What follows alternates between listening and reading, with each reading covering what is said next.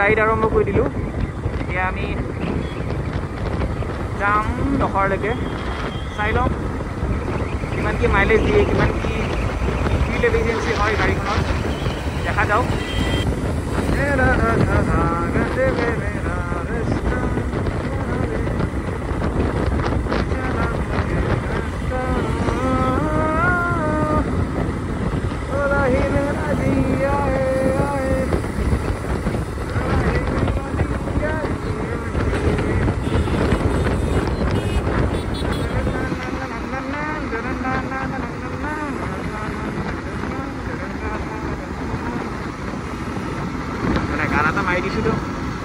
মানে অৰিজিনেল গানটো লগাই কপিৰাইটো আহিব পাৰে না গাইছ সেইকাৰণে আৰু ৰিলছবিলাকত শুনি থাকোঁ সেইকাৰণে মাৰি দিছোঁ না গাইছ এনে কিন্তু মোৰ হিচাপত 50 মান মাইলেজ দিয়া যেন পায় কিন্তু তাতে গ'লেহে গম পাম কিমানখিনি মানে মাইলেজ দিলে আৰু যাই পেলাই আকৌ ফিউলটো তাৰমানে আকৌ ৰিফিউল কৰিব ৰিফিউল কৰাৰ পিছত যিমানখিনি তেল ভৰাব লগা আছিল তাৰে হিচাপত মানে মাইলেজটো টেষ্ট কৰিব আৰু চাই লওঁ মোৰ হিচাপততো এতিয়া বহুতখিনিয়ে দেখাই আছে বাৰু কিন্তু এভাৰেজটো খুব বেছি 50 মান দেখাই আছে তো চাই লওঁ কিমানখিনি কি মাইলেজ দিয়ে তালৈকে যাই পেলাই গম পাম তো আমি জালুকবাৰী পাই গ'লোঁ গাইছ তো এতিয়া আকৌ আমি ৰাইট টাৰ্ণ ল'ম ৰাইট টাৰ্ণ লৈ পেলাই আকৌ আমি লখৰা যিটো ডিলাৰ আছে তালৈকে যাম বাৰু ঠিক আছে দেখাই আছোঁ বাৰু তো গাইছ আহোঁতে এটা অলপমান ভুল হোৱাৰ নিচিনা হৈছিল আৰু মানে আমি জালুকবাৰী যেতিয়া টাৰ্ণিংটো পাইছিলোঁ তেনেধৰণে ওপৰেৰে আৰু এটা ৰাস্তা আছিলে ৰাস্তাটোৰ মানে সিটাতে তাৰমানে টাৰ্ণিংটো ল'ব পাৰি কিন্তু তেওঁলোকে মানে তলেৰে আৰু এটা তাৰমানে ৰুল ৰেগুলেশ্যন মাৰি পেলাই তলেৰে তাৰমানে আৰু এটা ৰাস্তা আছে সেইটো ৰাস্তাতে গ'ল তো ইয়াৰ পৰা গাইছ এটা কথা মনত ৰাখক ৰুল ৰেগুলেশ্যন মানি সদায় চলিব তেতিয়াহ'লে পুলিচৰ পৰাতো হাত সাৰিবই আৰু নিজৰ কাৰণেও ভাল বাৰু মানে বেলেগ নহ'লেও গাইছ কিন্তু লখৰা লাইনটোত আহি যিটো ৰাস্তা হয় তোমাৰ 4 লাইন মানে 6 লাইনমান হৈ গৈছেতো সেইটো ধুনীয়া যান জঁট নাই মানে আপোনালোকে আহিলে কেতিয়াবা গুৱাহাটীৰ চাইডে আহিলে ইফালেৰে আহিব পাৰে দিছপুৰে এনেকৈ গুৱাহাটীত সোমাব পাৰে কিন্তু ধুনীয়া আৰু যান জঁট নাই মজা আজি আৰু তাতে চানডে হয় ধুনীয়াকৈ ৰাইডটো পাতিছে ভালো লাগিছে বাৰু বেয়া লগা নাই আৰু আগে পিছে আমাৰ লগত কোম্পানী মানুহ আছে কোম্পানী যিকেইটা আছিল এক্সিকিউটিভ হয় এইকেইটাও আমাৰ লগে লগে যাই আছে চ' চবকে গাইড কৰি আছে যে আগে পিছে কিমানখিনি মাইলেজত যাব লাগিব কিমানখিনি স্পীডত যাব লাগিব সেইখিনি গাইড কৰি আছে কোনো যাতে বেলেগ একো টাৰ্ণিং লৈ পেলাই বেলেগ ৰাস্তাতে গুচি নাযায় মই আজি অকলে অহা নাই গাইছ মোৰ লগত আজি কাজিন ব্ৰাদাৰ এটা হৈছে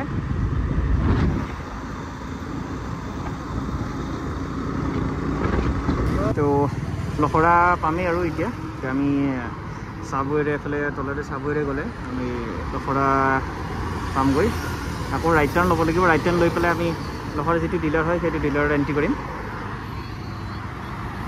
আৰু এজন দুজনমান ৰাইডাৰ আহিবলৈ বাকী আছে ত' তেওঁলোকৰ কাৰণে ৰখিছোঁ বাৰু এতিয়া আৰু ৰখি পেলাই আকৌ ইয়াতে চাগে ফটো চটো এটা হ'ব নে কি হ'ব তো তালৈকে আমি আৰু যাম তো गाइस वीडियो पे बने रहिए दोस्तों वीडियो के एंड में आपको मिलते हैं वीडियो पूरा देखिएगा बिना देख के मत जाइएगा दोस्तों हमको बुरा लगेगा दोस्तों ठीक है दोस्तों केम्बा गरम दिसिया এখানে মোৰ নতুনকে লোৱা বসন্তীখান দেখ गाइस तो चलिए शुरू करता हूँ এটা এটা গোল গাইছ আমি যাওঁ তাক গাইছ লগ পাম এইবিলাক আমাৰ গাড়ী হয় এইটো হ'ল লখৰাৰ ডিলাৰটো ইয়ামাহাৰ ভিতৰতে এইবিলাক এৰেঞ্জমেণ্ট কৰিছে বাৰু তো এইটো মাইলেজ টেষ্ট হাইব্ৰিড দেখা পাই আছে চাগে মাইলেজ চেলেঞ্জ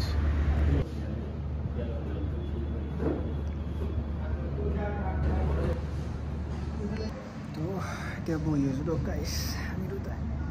তেনামতে পেকেট লেন্স দিলে গাইস এটা পেকেট লেন্স আমি সবে এতিয়া পেকেট লেন্স খাই আছো ঠিকে আছে দেখ গাইস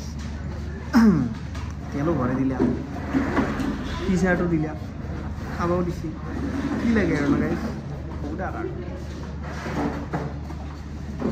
চিয়াৰ্ছ আমি খাওঁ আপোনালোকে চাব দে গাইছ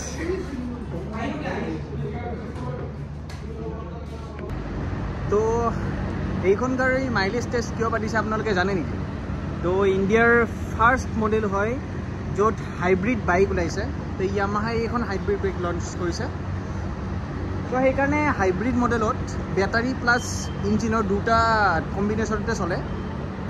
সেইকাৰণে ফিউল এফিচিয়েঞ্চিটো অলপমান কম হয় চ' সেইকাৰণে ইয়ামাহাই আজি এইটো মাইলেজ টেষ্টটো পাতিছে চ' কিমান কি মাইলেজ পায় কিমান কি ধৰণৰ কি হয় তো সেইকাৰণে আজি গোটেইবিলাক 10জন কাষ্টমাৰক মাতিছে কেনেকুৱা ধৰণৰ কি মাইলেজ পাইছে চবেই চাব বাৰু ইয়াতে জুখিব তো চাই থাকক ভিডিঅ'টো লাষ্টলৈকে আপোনালোককো দেখাই আছোঁ তো চাওক ইয়াতে কিমান কেইখন FZS হাইব্ৰিড মডেল আছে এইখন ভাৰ্জন 5 বুলি ক'ব পাৰে আচলতে FZৰ নতুন মডেল কিছুমানে কয় আৰু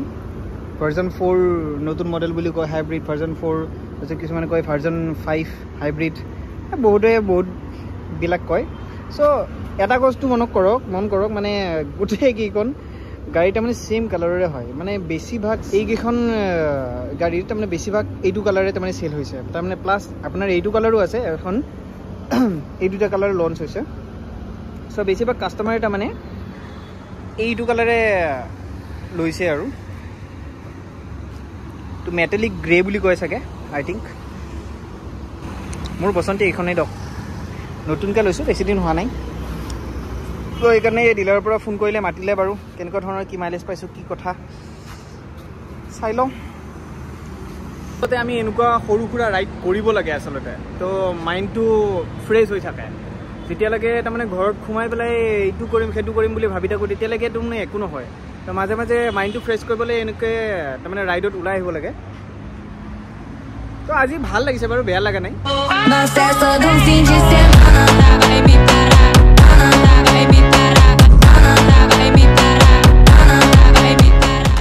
হাইব্ৰিড বাইকখনৰ এইটো বেছি ডিফাৰেঞ্চ নাই আচলতে জাষ্ট আগতে লাইটটো ইয়াতে লগোৱা আছিলে এতিয়া ইণ্ডিকেটৰটো ইয়াতে দি দিছে প্লাছ কালাৰ কম্বিনেশ্যনটো অলপমান বেলেগ হৈছে আৰু বাকীখিনি ছেমেই আছে কিন্তু এটা নতুন মানে ফিচাৰ্ছ হয় এইটো TFT মিটাৰ বুলি কয় তো এনেকৈ ডিজিটেল ইনষ্ট্ৰুমেণ্ট আহে তো গোটেইখিনি তাৰমানে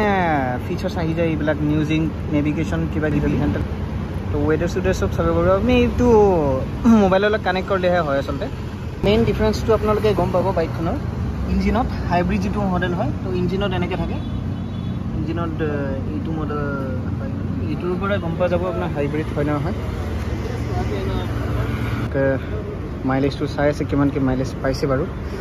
গাড়ীখনত কিমান কি ভৰাই পেলাই কিমানখিনি তেল তাৰমানে শেষ হ'ল তাৰে ওপৰত তেল ভৰাব ফুল টেংকিটো কৰি দিব তো তাৰে ওপৰত ডিপেণ্ড কৰি মাইলেজটো ওলাব মানে মোৰ গাড়ী গাইছ এতিয়া মোৰ মাইলেজ টেষ্ট হ'ব ठीक है अभी इसमें से जितना पेट्रोल कंज्यूम होगा वो आपको रिफिल करने के लिए अच्छा फर्स्ट टाइम जब रिफिल किए थे हाँ तो वो कैलकुलेशन हम आपको बता देंगे कितना आपका माइलेज निकल रहा है ठीक है अभी हम उसको रिफिल करेंगे ठीक है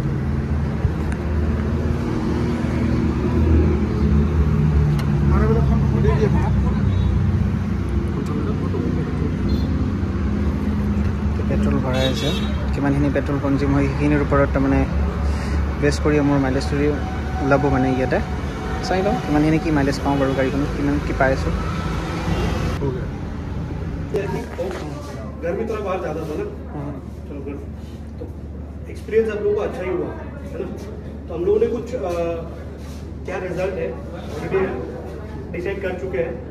ठीक है যেনেকৈ সুজুকি জিক্সাৰে 45 তেওঁলোকে ক্লেইম কৰিছে এইটো কোম্পানীৰ পৰা আমি ডাটা লৈছোঁ কিন্তু আমাৰ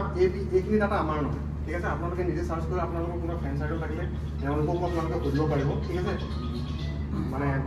কনভাৰ্চনত সুধিব পাৰিব যে কিমান পাই আছো কি কথা তো এপ্ৰক্সিমেটলি তেওঁলোকে কম দিয়ে ক'ব কিন্তু কোম্পানীয়ে এইটো ক্লেইম কৰিছে ঠিক আছে বাট আমি নৰ্মেলি ক্লেইম কৰি আছোঁ যে হাইব্ৰিড যেতিয়ালৈকে আমাৰ এটা নতুন প্ৰডাক্ট আমি অন ৰোডত যিটো আমি পাইছোঁ অন ৰোডত এটা পোৱাৰ পিছত আমি নৰ্মেলি কি কৰোঁ তাতে প্লাছ মাইনাছ কৰোঁ মানে 15 to 20% এটা প্লাছ মাইনাছ কম, কাৰণ আপোনালোকৰ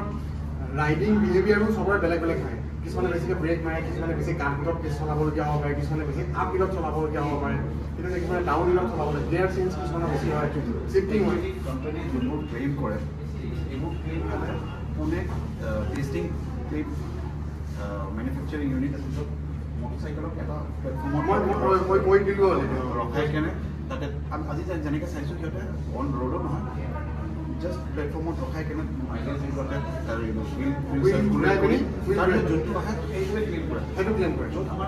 হাইব্ৰিড যোনটো আমাকে কিনিছে তাতে 60 আমাৰ 60 আহি আছে, এইটো মিনিমাম 60 মিনিমাম। কিন্তু এতিয়া আপোনালোকক দেখুৱাম যে একচুৱেলি আপোনাক কিমান পাই আছে যোনটো ৰোড কণ্ডিশ্যন, বুজিলে ন? ৰাইট। তো আমি নৰ্মেলি এখন বাইক আপোনালোকে এদিন নচলায়, বছৰ বছৰ ধৰি চলাব, তো বছৰত কিমান ছেভ হ'ব পাৰে, ঠিক আছে? এতিয়া এইকেইখন বাইকে যেনেকৈ হিৰোয়ে 49, হণ্ডা 48, চুজুকি 45, এপাচি 40, আমাৰ 60 কৰি লৈছোঁ, ঠিক আছে? আপোনালোকে যদি এভাৰেজ মান্থলি যদি 1000 কিলোমিটাৰ গাড়ীখন চলায়, ঠিক আছে? এভাৰেজ যদি মই মান্থলি এটা এপ্ৰক্সিমেট ধৰিছোঁ, এইটো কোনো ইয়াত ৰুলছ নাই, 1000 কিলোমিটাৰ যদি আপুনি চলায় বাইকখন, ঠিক আছে? আপুনি বছৰটোত কিমান চলাব? 12000 কিলোমিটাৰ আপুনি চলাব। 12000 কিলোমিটাৰ চলাবলৈ গ'লে আপোনাৰ যদি তেলৰ দাম যদি মই 104 টকাকৈ আমি এটা সেইটো অল ইণ্ডিয়া বেছত আমি ৰাখিছোঁ এটা, ঠিক আছে? 104 টকাকৈ যদি হয়, আপোনাৰ আমাৰ বাইকখন চলাবলৈ 12000 কিলোমিটাৰ আপোনাৰ 20000 টকা খৰচা হ'ব, 20800 টকা। ছেম আপোনাৰ যদি হিৰো আপুনি এক্সট্ৰিম কল ল'লে হয়, আপোনাৰ 25000 টকা এটা খৰচা হ'ব, ঠিক আছে? তো আপোনালোকে এপ্ৰক্সিমেটলি কিমান 4469 ৰুপিজ ছেভ কৰি আছে যদি আপুনি এইখন বাইক চলায়, ঠিক আছে? This is not a small amount. 4000 5000 আপুনি কিবা এটা পলিচি খুলি ল'ব পাৰিব ইয়াত, ঠিক আছে? যোনে ভালকৈ কেলকুলেশ্যন কৰিব, কিবা এটা পলিচি খুলি ল'ব বা কিবা এটা কৰি ল'ব, এটা EMI আপোনাৰ কমপ্লিট হৈ যাব। দিছ এ বিগ এমাউণ্ট। ছেম আপুনি যদি TVS এপাচি, নৰ্মেলি TVS এপাচিও বহুত এটা মানে আমাৰ লগত বহুত কম্পিটিভ। TVS এপাচি এগেইনষ্টত আপুনি 10000 টকা আপুনি ইয়েৰলি আপুনি ছেভ কৰিব পাৰিব। This is not a small amount. 10000 এটা ভাল এমাউণ্ট। এখন বাইক আপুনি যদি ডেইলি বেছত ৰাইড কৰে, 10000 এমাউণ্টৰ যদি আপুনি বছৰেকো ছেভ হয়, that is also' very good amount. এইটোতো আমি এটা অফিচিয়েল এমাউণ্ট আপোনালোকক দিছোঁ। এতিয়া আমি একচুৱেলটো ক'ম আপোনালোকে কিমান পাই আছে আৰু কিমান দেখুৱাব পাৰিব। আপোনালোকে এতিয়া যিটো হ'ল তাত আপোনালোকে কিমান পাই আছে, তাৰ পৰাও যদি আপোনালোকে ধৰক এতিয়াতো একদম আমি ইকনমিক মুডত চলালোঁ, ৰাইট? ইকনমিক মুডত চলালোঁ কাৰণে এটা আপুনি এটা বেলেগ এটা মাইলেজ পাব। বাট সেই ইকনমিক মুডৰ পৰাও যদি আমি প্লাছ মাইনাছো কৰোঁ 10 to 15%, then also' you get a good mileage above this mileage 60।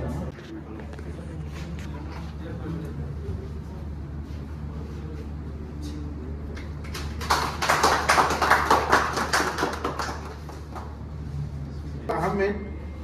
कौन है? दनियाल अहमद जी। आपको मिला है, आपका जो आया है 51 किलोमीटर तक चला है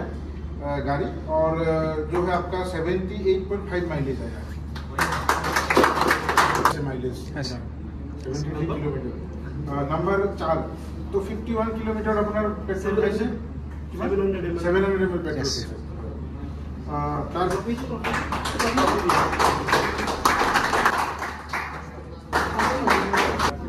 আপোনালোকৰ সন্মুখত কৰিছোঁ,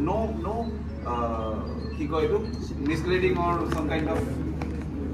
মেনিপুলেশ্যন আমি কৰা নাই, যি আছে চব আপোনাৰ সন্মুখত কৰিছোঁ। একচুৱেলি মই কৈ আছোঁ দেই,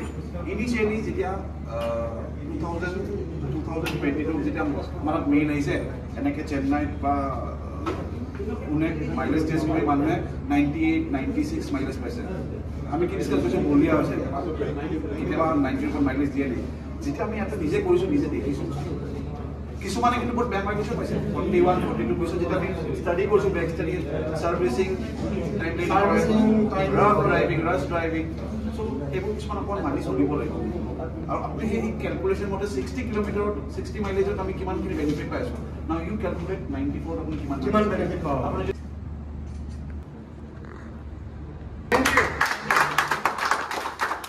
ওলাই আহিলোঁ শ্ব'ৰুমৰ পৰা এতিয়া। খুবেই ভাল এক্সপিৰিয়েঞ্চ আছিলে, ঠিক ঠাক মাইলেজ আহিছে, কিন্তু মই ভবাতকৈ অলপ বেছিহে আহিছে বাৰু। 73 মাইলেজ দি আছে মোৰ গাড়ীখনত। তো পিছলৈকে চাওঁ কিমান কি দিয়ে। তো এখন বসন্তী এতিয়া লৈ পেলাই যাওঁ, কিবা অলপ খাই লৈ পেলাই ধুনীয়াকৈ ঘৰত। লগ পাম পিছে নেক্সট ভিডিঅ'টো লাইক কৰিব, শ্বেয়াৰ কৰিব, কমেণ্ট কৰিব, ঠিক আছে? আৰু ছাবস্ক্ৰাইব কৰিবলৈ একদম নাপাহৰিব কিন্তু। তো बाय बाय दोस्तों।